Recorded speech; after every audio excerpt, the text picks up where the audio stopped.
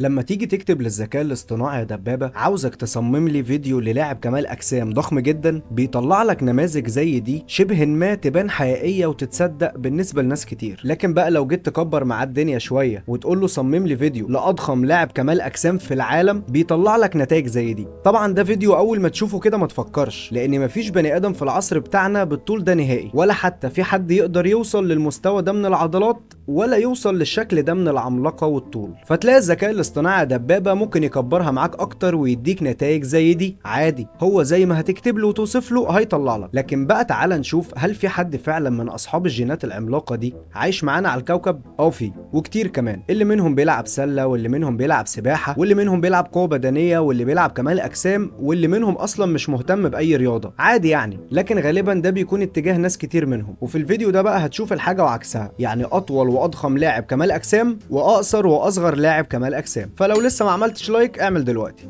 اوليفر بيعتبر من اضخم الناس في العالم ومن اصحاب الجينات العملاقه. هو مش مركز قوي في كمال الاجسام وانه يعمل عضلات ضخمه جدا وينافس في بطولات وكده، لكن برضه عامل شيب متناسق قوي مع طوله وحجمه، وده اللي مديله شهره كبيره جدا.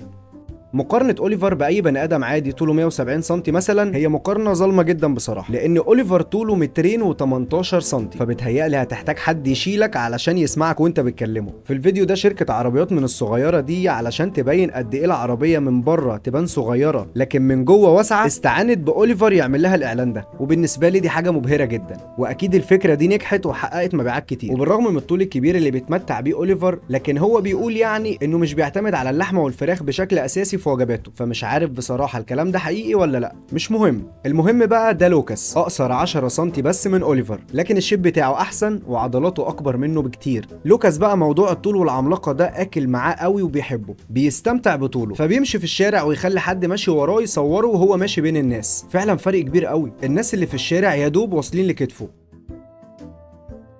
وده فيديو بقى وهو بيحاول يركب عربية من العربيات الرياضية، واللي معروف عن العربيات دي ان هي بتكون ضيقة من جوه وفيها مكان لاتنين بس. ليه بقى الزنقة دي مش عارف، طبعا مش هتدخل يعني. وده بقى فيديو وهو بيركب عربية جولف صغيرة تقريبا. طب ما طبيعي ما تعرفش تدخل، ليه المحاولة اصلا؟ وبيكرر الموضوع تاني في كذا عربية وبرضه ما بيعرفش يدخل اي عربية. خلاص يا معلم انت تجيب لك دبابة بقى وتسوقها. على العكس تماما، ده اقصر لاعب كمال اجسام في العالم، واللاعب ده من اصحاب جينات التقزم. لكن رغم كده بص عليه بقى، بص ومتع عينك، عضلات شكلها جميل ومتناسق وباين عليها شقى السنين. وهو اللاعب نفسه شكله كبير اصلا مش صغير. بس خليني اقولك ان الطول والحجم بيفرقوا قوي مع اللاعب علشان يعمل عضلات. يعني اللاعب الاطول بيحتاج اكل اكتر وتمرين اكتر، لان عظمه اكبر وعضلاته مساحتها الاصليه كبيره، فبيحتاج شغل ومجهود اكبر من اللاعب القصير او الصغير. واللي بيحتاج العكس تماما، اكل اقل وشده تمرين اقل، هتطلع له عضلات اكتر في نفس المده اللي بتطلع للاعب الاطول منه. عموما في الاخر مفيش حاجه ممكن توقف اي حد انه يحقق حلمه، وفي نماذج كتير جدا اصحابها ابطال حقيقيين رغم ظروفهم الصعبه قوي. واخيرا ما تنساش تعمل لايك للفيديو وتعمل فولو او سبسكرايب علشان تشوف الفيديوهات الجايه. سلام.